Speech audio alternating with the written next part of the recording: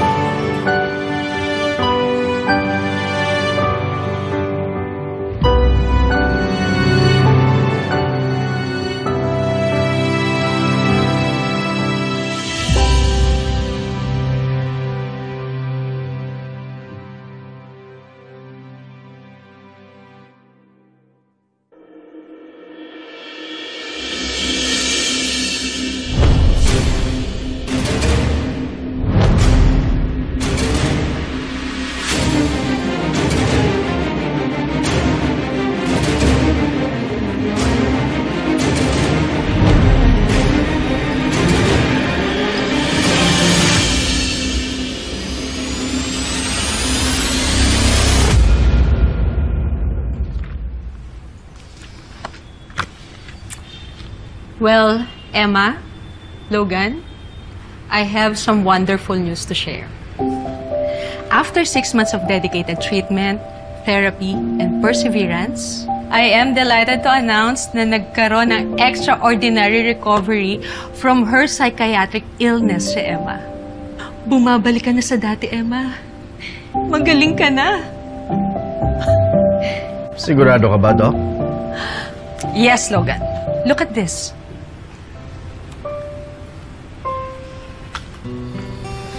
Emma has demonstrated significant progress in managing her symptoms and enhancing her coping mechanisms. At hindi mangyayari yan kung hindi tinulungan ni Emma ang sarili niya.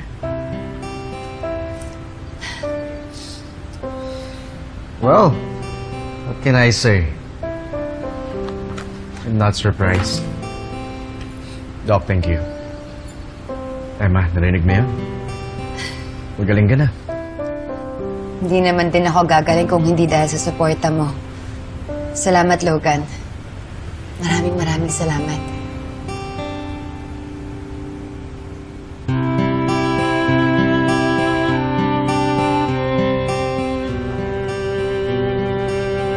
Always happy to help.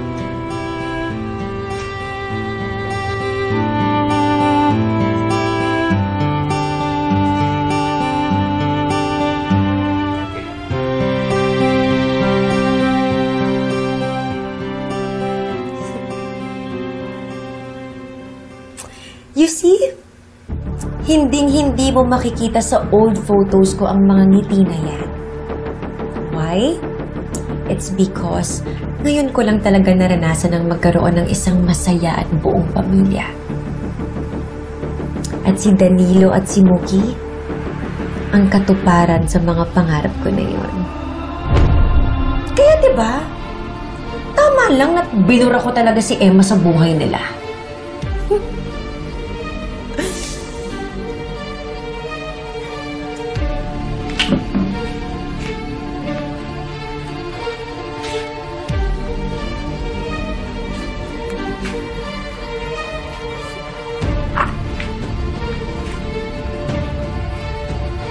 Such a beautiful, happy family. Ang baby, may Maria Angela. Ang tatay, si Danilo. Pero sino ang nanay?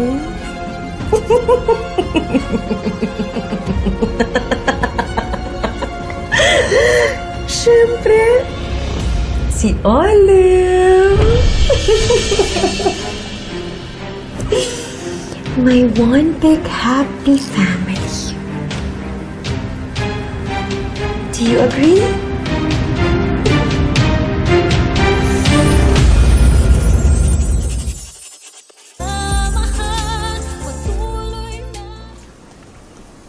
Ayos ah. Panalo tong libre mo. Naku, pasensya ka na sa libre ko, ha? Ito lang kasi nakayanan ko. Logan, salamat sa lahat ng tulong mo sa akin, ha? Kung di dahil sa'yo, siguro tuluyan na ako nabaliw. Okay lang. Sarap naman tong fishball. Talaga? Alam mo ba, sa ganitong lugar din kami madalas mag-date ni Danilo. Siya nung buntis ako, nung pinagbubuntis kasi Kyla, si Mookie. Sorry. Okay lang. Hindi talaga pwedeng hindi mo nababanggit yung mag-ama mo, no? Kumusta na kaya sila? Kumusta na yung mag-ama ko?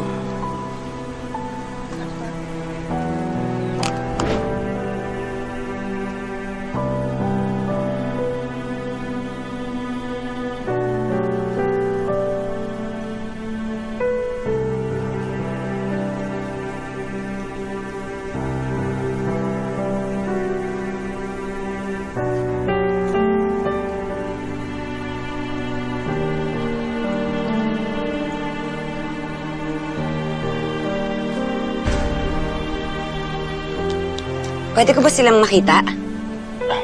Emma, baka hindi pa tama yung panahon. Pero Logan, okay na ako. Magaling na ako. Tsaka may mukha na akong ihaharap sa kanila. Hindi na ako pabigat sa pamilya namin. Miss na miss ko na sila.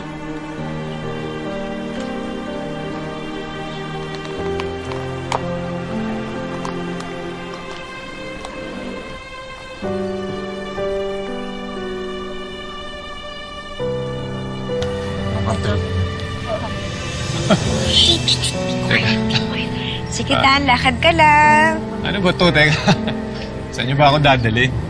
Basta, sigurado akong magugustuhan mo to. Op, dahan-dahan na. May malaking Okay. op. Oo. Okay, ayan. Konti na lang.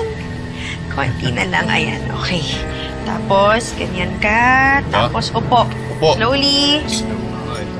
Okay, slowly. Dahan-dahan, upo ka na. Yan. Ano ba to? Oh, Dan, may surprise ako sa'yo, pero promise mo sa akin na huwag kang titingin sa likod. Okay? Okay, sige, sige. Promise, ha? Promise, promise. Wait.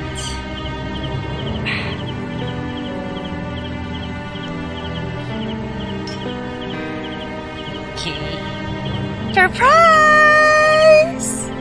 Oh. Oh, hanggang dyan lang. Surprise! Bakit ang daming tao dito? Hindi mo naman sinabi sa akin na may pa-party ka pala. Eh kasi nga may surprise ako sa'yo. At sigurado ako magugustuhan mo to, Dan. So everyone, maraming salamat sa inyo for being here. Arigato gozaimasu, minasan! Grabe! Kinakabahan talaga ako. Kapag hindi naging maganda yung sagot ni Danilo, takbo niyo na lang ako sa ospital, ha? Dan, alam mo, matagal ko na talagang pangarap magkaroon ng sariling pamilya. Kaya lang, lintik ng mga lalaking yan, niloko at iniwan lang nila ako. Kaya, tinanggap ko na lang na siguro tatanda talaga akong mag-isa. Pero alam mo, nagbago ang lahat simula nung nakilala ko kayo ni Mookie. Nasasaktan ako kapag nasasaktan kayo. At mas grabe pa. Kaya ngayon, gusto kong punan kung ano man yung kulang sa inyong dalawa ni Mookie. Gusto kong tuparin ang pangarap ninyo na magkaroon ulit ng buong pamilya. And you know what, Dan? I can't imagine starting a family with anyone but you and Mookie. Kaya, Dan,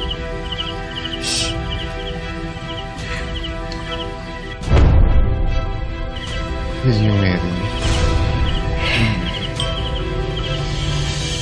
Uy, Jane. Dan, will you take this journey with me? At papayag ka ba na maging isang buong pamilya tayo ni Mookie?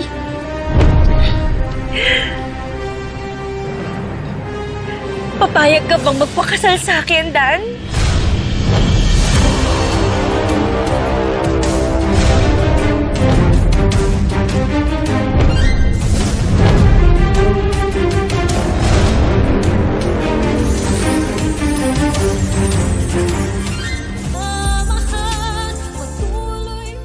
Papayag ka bang magpakasal sa akin, Dan? Will you marry me? Dan! Bakit ang tagal-tagal? Ang tagal niya sumagot, oh! Ano ba yan? Oo, Jade. Yes? Pakakasalan kita. Talaga? Oh, you keep this na. This is our wedding ring. Oh, Dan!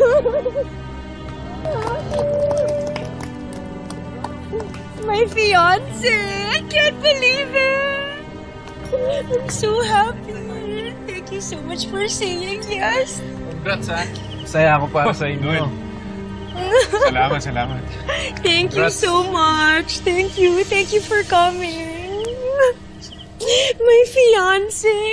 Okay. Okay ka lang? Hindi ko kasi alam mararamdaman ko, Zane, eh. Hindi ko ina-expect na magpo-propose si Tita Jade kay tatay. I mean, okay naman para sa akin si Tita Jade. Sobrang dami yung naitulong sa amin. Pero, parang may mali, Zane. Parang binebetray ko si nanay.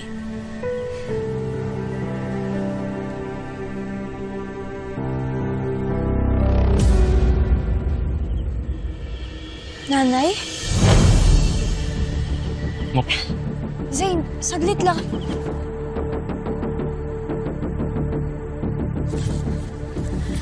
Okay. Ano yun? Parang nakita ko si nanay. Hindi mo ba siya nakita? Sure ka ba si Aling Emma yan? Baka namamalik mata lang ako. Kasi kung gusto niya naman magpakita sa akin, di ba? Sana noon pa. Sorry, Mookie. Di ko nga alam bakit pa ako nag-iintay eh. Di ko alam bakit pa ako umaasa na babalikan niya ako. Sana wag na siya magpakita sa akin. Di ka na, Zane?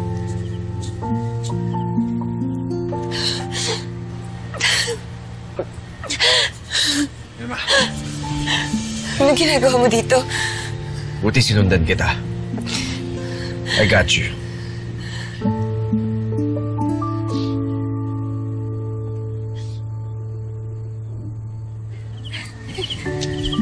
Tita Jade. Tay, congrats po. We're officially gonna be a family. Congrats po. Congrats po, tita. Thank you guys for coming, ha? O, pakainin mo na yung mga friends mo. Ikaw nang bahala sa kanila. Cheers, everyone!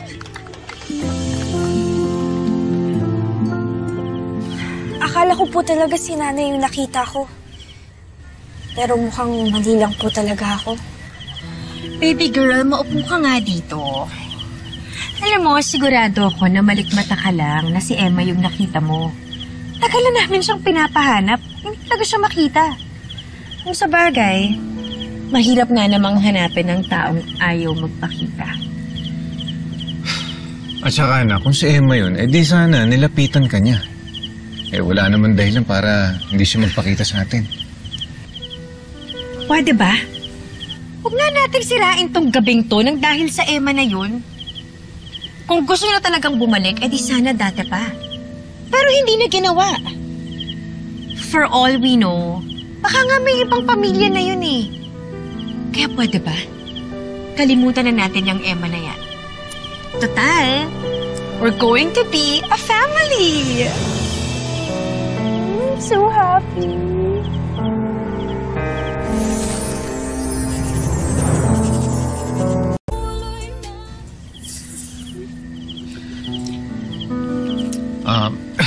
Jade, magkakape lang muna ako. Sige na, sige na.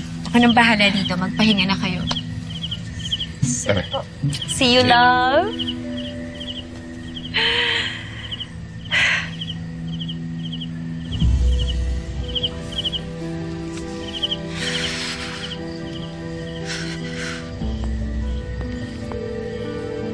Hello, Kaloy. Sigurado ka bang hindi mo makita yung Emma na yan? Sigurado yun, ma'am. Tingin ko nasa malayong probinsya na yun. O hindi man, patay na. Siguraduhin mo. Dahil baka mamaya, siya nga yung nakita ni Mookie na pakalat-kalat dito. Huwag yun naisipin yun, ma'am. Hindi na babalik si Emma dyan.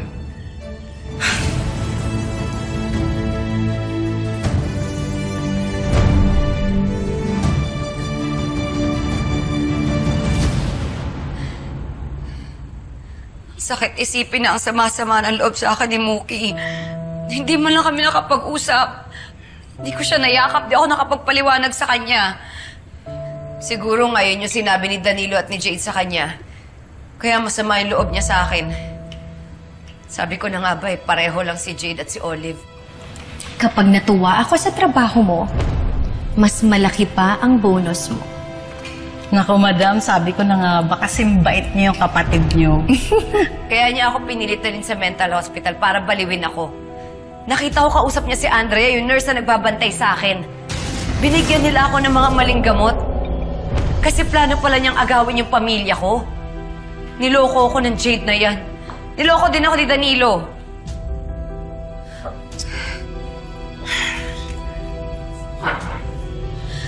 Emma, tama na. Tama na. Kaya kanya winawalang hiya kasi alam niya mahina ka eh. Inagawan ako ng pamilya. Wala akong nagawa. May magagawa ka. Tayo, may magagawa tayo.